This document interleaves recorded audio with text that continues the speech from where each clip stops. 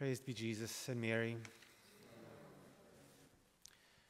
In the dioceses of the United States, we commemorate St. Damien of Molokai, the saint from Hawaii, who was born in Belgium in 1840 as the youngest of 7 kids, and both he and his brother entered the same congregation of religious, the Congregation of the Most Sacred Hearts of Jesus and Mary. And in 1864, St. Damien departed for the missions. From Belgium, he went to Hawaii to spread the gospel. For about 9 years, he worked with the natives until in 1873, he volunteered to go to the island of Molokai to minister to the lepers. And it's for that he's most famous. And there he spent the rest of his life. There was much disorder, civil and moral, in this leper colony, which he worked to restore. He initially went just there temporarily, but he fell in love with the lepers and asked to stay there permanently, and he was granted that permission. And in 1885, he literally became one of the lepers when he too contracted this disease, of which he died on April 15th, 1889. He was beatified in 1995 and then canonized in 2009. It's just a little brief biographical sketch of this saint. Now, Pope Francis frequently encourages us not to hesitate to get our hands dirty. He uses that expression, not to hesitate to get our hands dirty as Christians and then as priests, as religious, ministering to the excluded, to the marginalized, touching those whom society fears to touch, whom they exclude. And that was the case of the lepers of Molokai. And St. Damien wasn't sent there as an obedience that he didn't look for. He actually volunteered to go. There was no one to go. It wasn't really a place where people were willing to go, but he volunteered.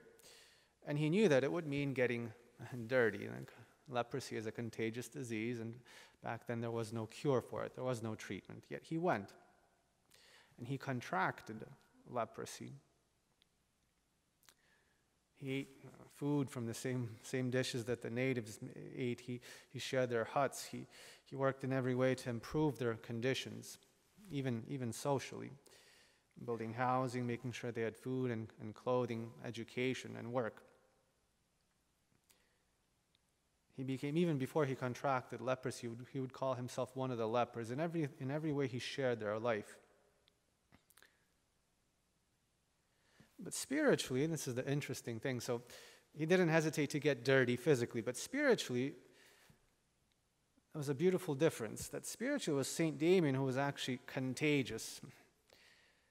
Physically it was the lepers, but spiritually it was St. Damien who was the contagious one. He kept his soul pure and purified the souls of those to whom he ministered. Patient and merciful with their physical disease, he wouldn't tolerate spiritual disease, spiritual dirtiness and filth.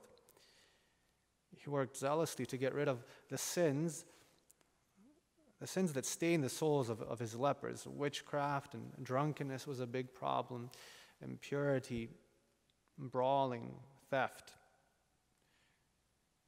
He accompanied his faithful in learning to observe the commandments. He led them to the sacraments and to a faithful reception of them as well. Soon after he arrived, he had prepared 400 people for baptism, and then again to a life of Christian virtue. So when we say getting our hands dirty, this doesn't mean staining ourselves with sins or allowing those to whom we minister to stay in their sins or not cleansing them. St. Damien at his death left Molokai again, leprosy. He didn't find a cure for leprosy, but he left spiritually. He left the island clean and spotless with the purity of the gospel.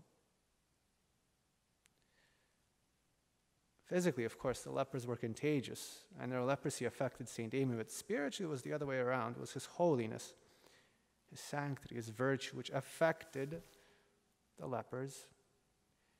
And by reaching out to them, by reaching out to touch their bodies, not hesitating to get dirty from that, he was able to cleanse their souls and his soul as well. To grow in that virtue of Christian charity, which makes us beautiful in the eyes of God, beautiful, holy, and resplendent like our Lord, who didn't hesitate to touch lepers, but to cleanse them as he touched them. And St. Damien, and this is a beautiful example to us of how it should be an exercise of Christian virtue, and how we should exercise it, how we should put the Pope's exhortation into practice and show the same courage as the saints did. Praised be Jesus and Mary.